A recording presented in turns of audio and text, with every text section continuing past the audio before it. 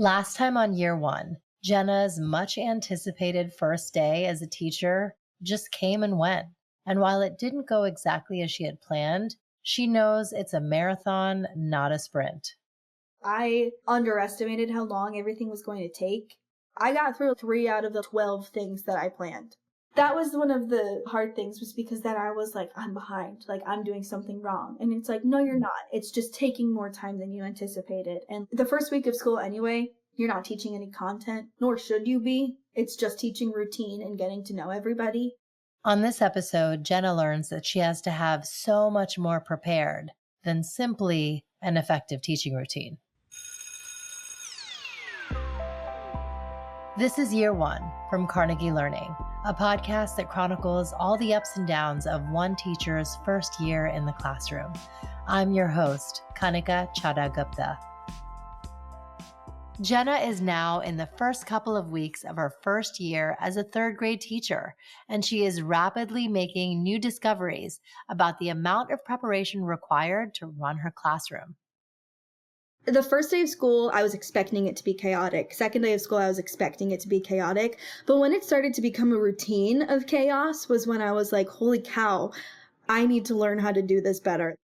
Every day, students have to follow daily routines that allow them to flow in, stay focused, and flow out of the classroom with consistency and accountability. Having these routines is baseline, so teachers can move on to the many lessons of the day. Procedures. This is a new voice you haven't heard yet. Her name is Maggie. She's a Midwestern teacher with 15 years of experience in the classroom, and we reached out to her for this season for a couple of reasons. One, she has a very different perspective on some of the challenges that first-year teachers face and how they have shifted over the years. She also has experience working in a district that is lower on the socioeconomic scale. You'll hear her a little bit throughout the episodes as we give more context and color to some of the other situations. If there are no procedures, if there's no structure, you can't teach and you can't assess and you can't do all these other things that you're wanting to do with kids. So that's why it's really important. And when I say procedures, I'm talking about how do we line up to go to the hallway? How do we walk in the hallway? How do we use the restroom? How do we sit in circle time?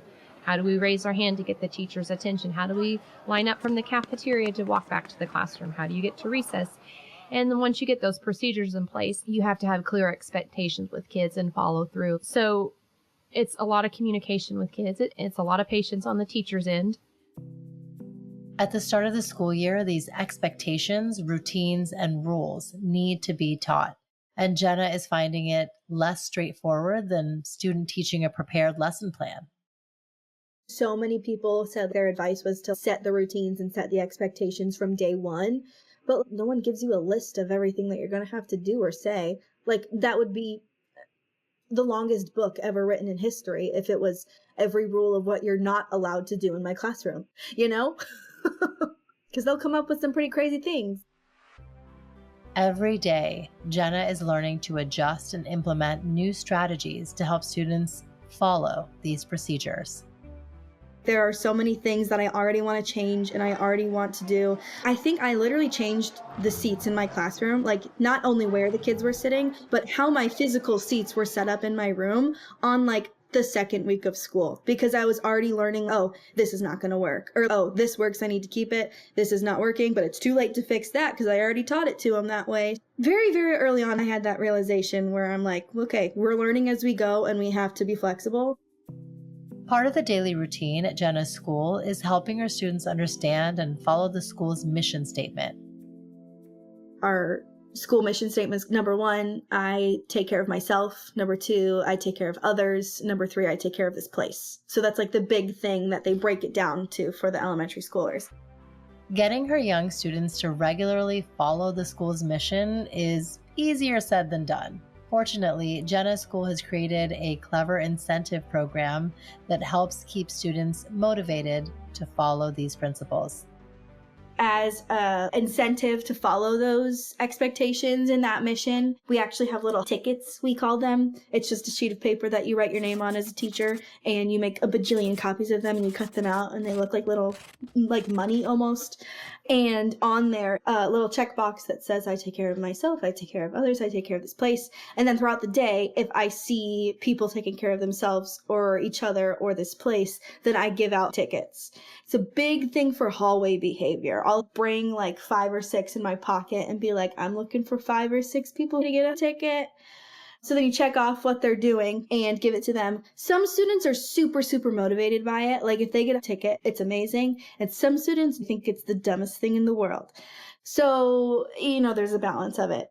At the end of each week, you take all the tickets that were turned into you in your classroom, you dump them into a giant laundry basket. There's one laundry basket per grade, and it's right in like our main hallway of the school so everyone can see how full it is. And at the end of every week, they pick, I think, 3 winners from each grade. So they'll pick out a ticket, they'll read the name on the back to see who it was, they'll read it over the announcements on Friday morning, and those kids can go get a prize from the office.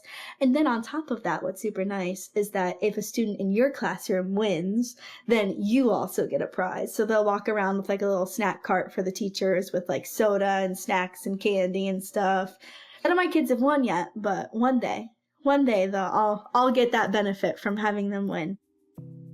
Using incentives like these can be highly effective with younger students because they have increasingly shorter and shorter attention spans. Researchers estimate the average attention span has dropped by a whopping 25% in the past 20 years. According to a study from the University of Denmark, the rate of that drop is accelerating every year, and much of it can be attributed to the rapid increase in screen time usage. Simply put, creating a place for effective learning has become more difficult than ever.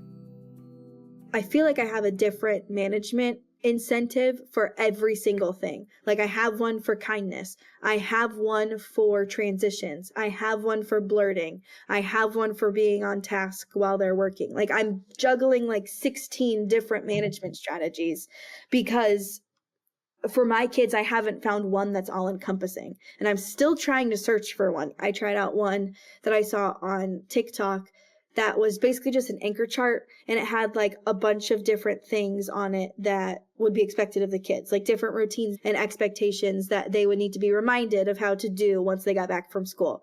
So it would be like entering the room and then like call and response or lining up or like level 0 in the hallway or packing up at the end of the day. And then there were a bunch of check boxes next to it. And like as the first week of school went on after break, when you saw that they were doing those things and they remembered those routines and expectations, you would give a check mark. So I did that and it worked out super well. They were super motivated by it. We filled it up within like the first week and a half. So then I actually asked my kids when we filled it up, one of them was like, can we do one of these again? And I was like, oh, okay. If you're motivated by it, absolutely. And that's not the only incentive that's worked well. I have this thing called sign in to win as well, where if I do an attention getter, because I noticed that I would do an attention getter, like the clap repeats or, a saying back and forth to get their attention, and they just wouldn't listen. They would just keep talking. They would not stop what they were doing. So I made this incentive specifically for that, where if a student, like after I do a call and response or I stop to try to get their attention, I pick one student who stopped what they were doing, put their eyes directly on me, and I tell them to go sign in to win. And then once the sheet is full, at the end of whatever day it gets full on, I will spin a wheel, and then whoever's name is in that box gets to pick a prize from like my little candy drawer. While some attempts at incentivizing her students have gone well, others have shown her it's a learning curve. We were doing a math lesson and I was having the kids take turns coming up to the board and like switching places with me and like pretending to be the teacher and me pretending to be the student so they could teach me, quote unquote, how to do like 3-digit addition or 3-digit subtraction because like they should know that. So it was a review sort of thing. So I would let them come up to the board one by one and teach me how to do it in front of the whole class. But then some people would come up to the board and start to make fun of it or start to say, like inappropriate things at the board to get everybody else's attention or draw something they weren't supposed to on the board and that sort of stuff. It got out of control. People were getting out of their seats. So I had to turn into mean teacher for everyone in that moment because there was chaos happening. Like honestly, it was a safety hazard. So I was like, everyone in their seats, lights off, heads down until lunch. So like they had to sit with their heads down for like 7 minutes until lunch, because I was like, you don't get fun teacher. You don't get interactive lessons like this if you behave this way. I want to take a second to mention that using incentives as a technique doesn't necessarily work for every classroom. In fact, some teachers avoid using them because they can fail to be effective long-term, as Jenna is finding out. Some kids, what works for them one day or 1 week, they will have no interest in the future. If they are super, super motivated by something for 1 week and then they come back the next Monday and you're like, all right, here's this again. Let's get going for week number 2. They're like, I don't care about that anymore.